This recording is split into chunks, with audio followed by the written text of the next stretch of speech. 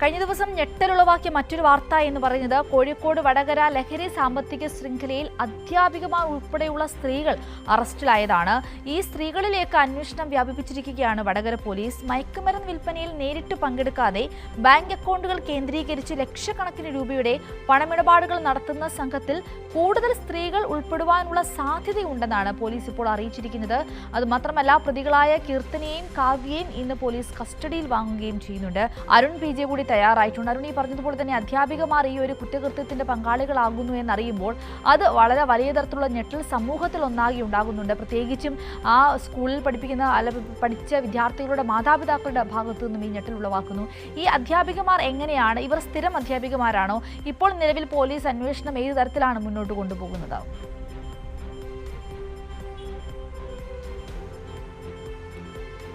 സിന്ദൂരി പറഞ്ഞതുപോലെ വലിയ ഞെട്ടലുണ്ടാക്കുന്ന ഒരു സംഭവം തന്നെയാണ്. കാരണം ഈ ഇടയ്ക്കുള്ള ഭൂരിഭാഗം ഈ രാസലഹരി MDMA പോലെയുള്ള കേസുകൾ നമ്മളെടുത്ത് പരിശോധിക്കുകയാണെങ്കിൽ അതിൽ പെൺകുട്ടികൾ ഉൾപ്പെടെയുള്ളവർ ഉണ്ടാവും, സ്ത്രീകൾ ഉണ്ടാവും എന്നുള്ളതൊക്കെ ഇടയ്ക്കൊക്കെ കേസുകളിൽ പെടുന്നത് സാധാരണമാണ്. പക്ഷേ സിന്ദൂരി നേരത്തെ പറഞ്ഞതുപോലെ തന്നെ ഈ അറിവ് നൽകി ഒരു കുട്ടികൾക്ക് വെളിച്ചം പകരേണ്ട അധ്യാപികമാർ കൂടി ഈ രാസലഹരി കേസിൽ ഉൾപ്പെടുന്നു എന്നുള്ളത് തന്നെയാണ് ഏറ്റവും ഇതിൽ ഗൗരവകരമായ കാര്യം. ഇത് രണ്ട് പേരെയാണ്, കാവ്യ, കീർത്തന എന്ന് പറയുന്ന രണ്ട് പേരെയാണ്, വടകര സ്വദേശിനികളാണ്. അതിൽ ഒരാൾ പേരാമ്പ്ര സ്വദേശിയാണ് കീർത്തന, മറ്റത് കൂരാച്ചുണ്ട് സ്വദേശിയാണ് കാവ്യ. ഇവർ രണ്ടുപേരും യുവതികളാണ്. ഇവർ സ്പെഷ്യൽ സ്കൂൾ അധ്യാപികമാരാണ്. അപ്പം നേരത്തെ പറഞ്ഞതുപോലെ തന്നെ ഇവർ നേരിട്ടല്ല ഇക്കാര്യത്തിൽ ഇടപാട് നടത്തുന്നത് എന്നുള്ളതാണ് ഇതിൽ ഏറ്റവും പ്രധാനപ്പെട്ട കാര്യം. നേരിട്ടല്ല ഇവർ ലഹരി വിൽപ്പന നടത്തുന്നത്. വടകര സ്വദേശിയായ ഒരു യുവാവിനെ കഴിഞ്ഞ തവണ ഈ സഹ്വാൻ എന്ന് പറയുന്ന ഒരു യുവാവിനെ ഈ MDMA കൈവശം വെച്ചതിനും ഈ വിൽപ്പന നടത്തിയതിനും പോലീസ് പിടികൂടിയിരുന്നു.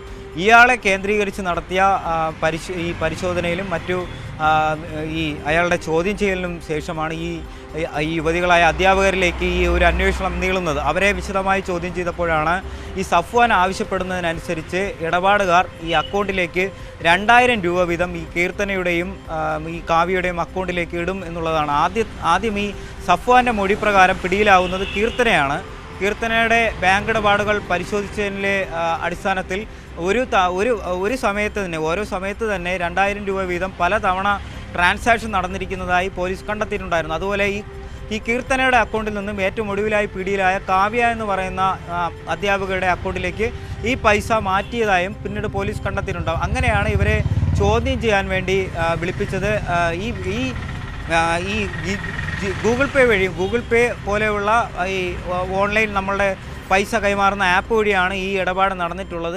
ഈ ആപ്പ് വഴി പൈസ കൈമാറിയതിന് ശേഷം ഈ ഇടപാടുകാർക്ക് ലൊക്കേഷൻ അയച്ചു കൊടുക്കുന്ന ഒരു ചുമതലയായിരുന്നു ഈ അധ്യാപികമാർ ചെയ്തിട്ടുണ്ടായിരുന്നു. ഇടപാടുകാരൻ ഈ അധ്യാപികയ്ക്ക് ലൊക്കേഷൻ അയച്ചു കൊടുക്കും. ഈ ലൊക്കേഷൻ പിന്നീട് ഇടപാടുകാർക്ക് കൈമാറും. ആ കൈമാറുന്നതിലെ കണ്ണിയാണ്, ഈ പൈസ കൈമാറുന്നതിൽ കണ്ണി കൂടിയാണ് ഈ യുവതികളായിട്ടുള്ള ഈ അധ്യാപികമാർ. എന്തായാലും വലിയ ഗൗരവകരമായ കാര്യമാണ്. ഇവരെ കൂടുതൽ വിശദമായി ചോദ്യം ചെയ്യേണ്ടതായി വരും. അധ്യാപികമാരായ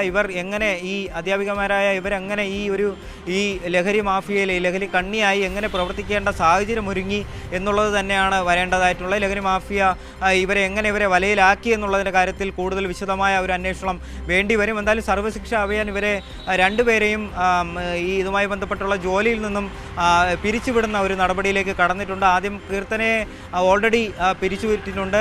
ഇന്ന് കാവ്യയെ പിരിച്ചുവിടുന്ന ഉത്തരവ് ഇറങ്ങുമെന്നുള്ളത് തന്നെയാണ് നമുക്ക് പങ്കുവയ്ക്കാൻ കഴിയുന്ന വിവരം. അതോടൊപ്പം തന്നെ ഈ രണ്ടുപേരെയും പോലീസ് കസ്റ്റഡിയിൽ വാങ്ങി വിശദമായ ചോദ്യം ചെയ്യലിന് ഇന്ന് ആരംഭിക്കും. എന്തായാലും കൂടുതൽ കാര്യങ്ങൾ ഇതുമായി ബന്ധപ്പെട്ടുള്ള വിവരം വരേണ്ടതും കൂടുതൽ അധ്യാപികമാർ ഉൾപ്പെടെയുള്ള മുതിർന്ന മറ്റുള്ള ഈ ഉദ്യോഗസ്ഥന്മാരോ അല്ലെങ്കിൽ മറ്റ് വിഭാഗക്കാരോ ഇതുമായി ബന്ധപ്പെട്ടുള്ള കൂടുതൽ പ്രതികളെ കണ്ടെത്തണമെങ്കിൽ ഇവരെ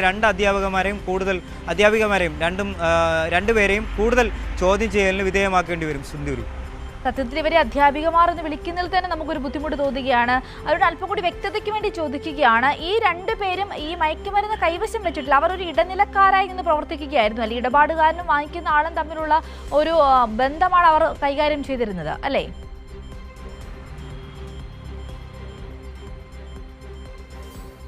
അത് സിന്ദൂരി പറഞ്ഞത് വളരെ ശരിയാണ്. ഇവർ അധ്യാപകരമാരെന്ന് പറയാൻ പറ്റില്ല. ഞാൻ പറഞ്ഞത് ഇവരെങ്ങനെയാണ് ഈ ലഹരി മാഫിയയിൽ എത്തിയത് എന്നുള്ള കാര്യത്തിൽ കൃത്യമായൊരു അന്വേഷണം നടത്തേണ്ടതായിട്ടുണ്ട്.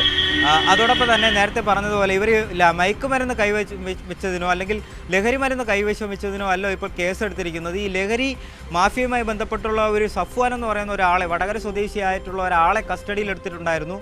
പിന്നീട് നടത്തിയ അന്വേഷണത്തിലാണ് ഇയാൾ നടത്തിയ ബാങ്ക് ഇടപാടുമായി ബന്ധപ്പെട്ടുള്ള കാര്യങ്ങൾ വെളിവിൽ വരുന്നത്. അങ്ങനെയാണ് ഈ അന്വേഷണം കീർത്തനയിലേക്ക് എത്തുന്നത്. ഫോൺ കോൾ ഈ പ്രതിയെ അന്വേഷിച്ച ഈ കൂടുതൽ അന്വേഷണത്തിനും ചോദ്യം ചെയ്യലിനും വിശകലനം ചെയ്തപ്പോൾ ഈ അന്വേഷണം കീർത്തന എന്ന് പറയുന്ന അധ്യാപികയിലേക്ക്, ആ യുവതിയിലേക്ക് എത്തുകയായിരുന്നു. പിന്നീട് ഈ കീർത്തനയുടെ ബാങ്ക് അക്കൗണ്ടുകളും മറ്റും പരിശോധിച്ചപ്പോൾ ട്രാൻസാക്ഷൻ എല്ലാം കാവ്യ എന്ന് പറയുന്ന ആളുടേക്കാണ്. അപ്പോൾ കാവ്യ ഒരുമിച്ച് ജോലി ചെയ്യുന്നതാണ്. അപ്പോൾ ഈ പണമിടപാട്, ഈ വാങ്ങിക്കുന്നതിന് വേണ്ടി ഇടപാടുകാർക്ക് വേണ്ടിയുള്ള 2000 രൂപയും 3000 രൂപയും അതുപോലുള്ള ചെറിയ തുകയാണ് ഇവരുടെ അക്കൗണ്ട് വഴി, ഗൂഗിൾ പേ വഴിയുള്ള അങ്ങനെയൊക്കെയുള്ള പണമിടപാട് ആപ്പ് വഴി കൈകാര്യം ചെയ്തവരാക്കി കണ്ടെത്തിയിരിക്കുന്നത്. എന്തായാലും ലഹരി മരുന്ന് നേരിട്ട് കൈവശം വെച്ചതിനല്ല ഇവരെ ഇപ്പോൾ കസ്റ്റഡിയിലെടുത്ത് ചോദ്യം ചെയ്യുന്നത്. ഇതുമായി ബന്ധപ്പെട്ടുള്ള പണമിടപാടുമായി ബന്ധപ്പെട്ടുകൊണ്ടാണ്. സിന്ധൂരി.